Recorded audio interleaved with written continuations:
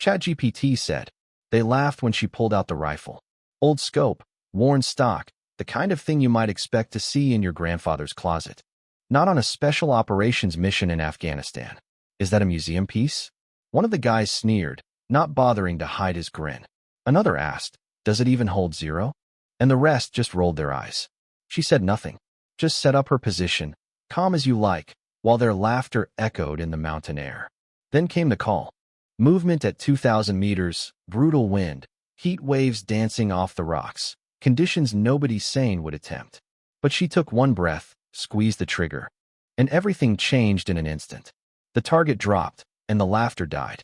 They didn't know she'd made shots like that before, just never where anyone lived to talk about it. Yeah, that happened. Her name was Talia Blackwood, but nobody there knew what that really meant yet. She stepped off the chopper into the thin air of a northern Afghan outpost, gravel crunching under her boots, scar running into her hairline, looking more like a weary schoolteacher than a legend. Commander Devlin greeted her with a curt nod. Didn't expect you after Kandahar. She just shrugged. That's behind us now. The sniper team watched from the command tent, whispering jokes, while Master Chief Riker Voss shook his head. That's our secret weapon? Looks like my high school librarian. His spotter Norse chuckled. Maybe she'll read us bedtime stories. Talia heard every word, but never let it show. Just unpacked her gear with the same methodical rhythm as a surgeon prepping for a big case. Her rifle looked ancient compared to the high-tech beasts the others lugged around. No digital scope. Just a battered leather notebook instead of a tablet, and ammo that looked custom-rolled. Riker couldn't hold back. Macmillan TAC 50? Seriously? That thing belongs in a museum. Does it even have apps? Talia, without looking up, pulled out her notebook, its pages filled with handwritten tables and oddball markings. Caspian, the tech guy, snorted. Our Mars boys are running the new Barrett with AI wind mapping, you know. Commander Devlin shot them a glare and pulled her aside. These men are the best, but they don't know what I know. You sure you're up for this? She cut him off. I'm here, aren't I? Let's get to work. The mission was brutal.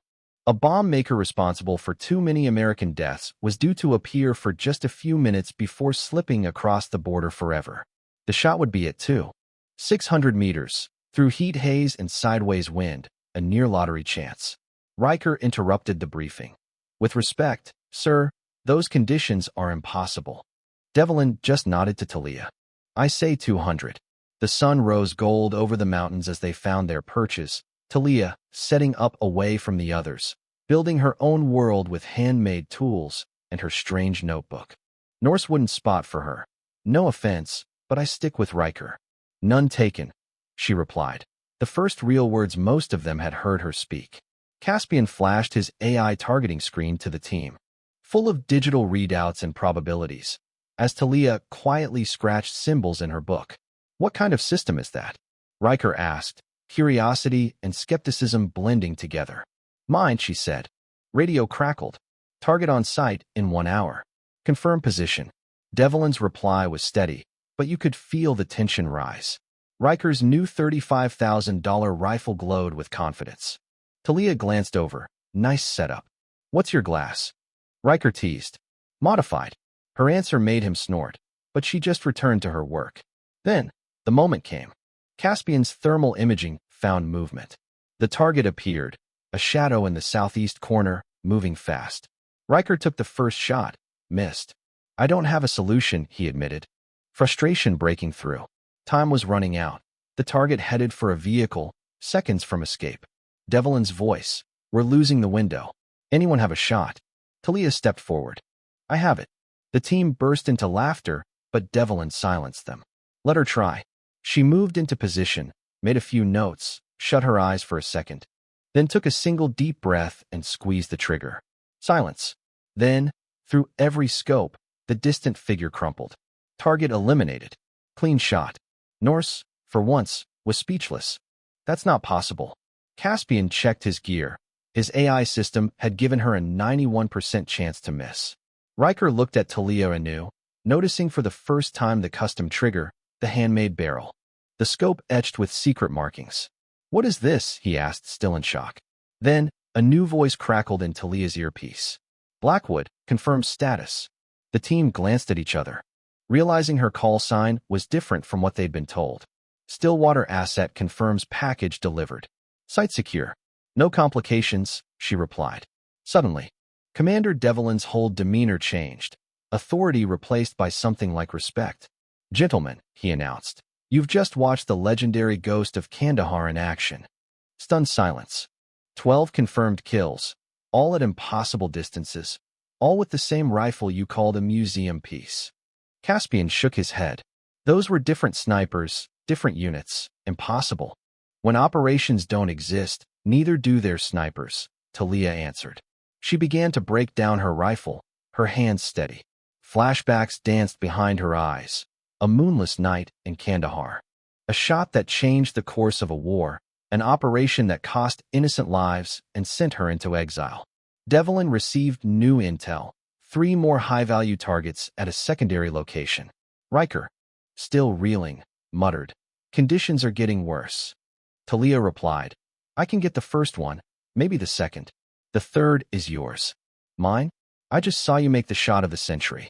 You don't know what I know yet. Norse, his pride swallowed, asked, would you show me your calculations? Talia nodded. When Riker finally made the impossible shot under Talia's guidance, you could see it on his face, pride, awe, the birth of belief. He knew he'd never go back to the old way. Later, he found Talia. You adjusted for a wind that hadn't even started. How did you know? She pointed to the landscape, the way clouds moved, how she could predict the valley's patterns from years of experience. The key is reading the land, not just the numbers. That's what makes the impossible possible. From that day, Talia trained them all, Riker, Norse, even Caspian, who started trusting his eyes more than his gadgets. The bond between them grew. Then, a new mission, an even longer shot, over 3 kilometers, designed to send a message. They'd have to hit it in synchronized fire, 3 shooters at once. Talia's training paid off as they spent days preparing, mapping every ridge, testing every variable. The morning of the shot, each sniper settled into their hide. At Caspian's countdown, 3 rifles fired as one. The target dropped. Mission accomplished. But extraction wasn't so simple. Talia, under fire and wounded, ordered the team to leave her. Riker and Norse refused, breaking protocol to save her. We don't leave our own. Together, they fought through, rescued her, and got everyone home. Back at base, Devlin pulled Talia aside. You did well, not just the shots, but the team. This wasn't just about one mission. It was an evaluation for a new kind of ghost program. Not lone snipers, but teams that can do the impossible together.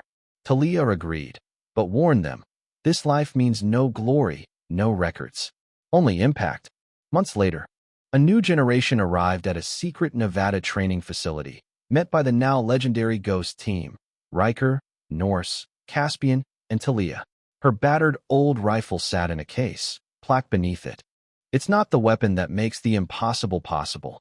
The cycle continued, new faces, new doubts, but always a moment where skill and understanding shattered skepticism. The Ghost program faded back into myth, but every so often, when the best of the best swapped stories, someone would mention the day an old rifle made the most impossible shot of all. Some would laugh. A few would fall silent, looking at the mountains, wondering if legends might walk among them, hidden in plain sight. So what do you think on Mintru Vayu? Was it skill, luck, or something more? Share your thoughts below about justice, loyalty, and whether the line between myth and reality is as thin as a breath before the shot.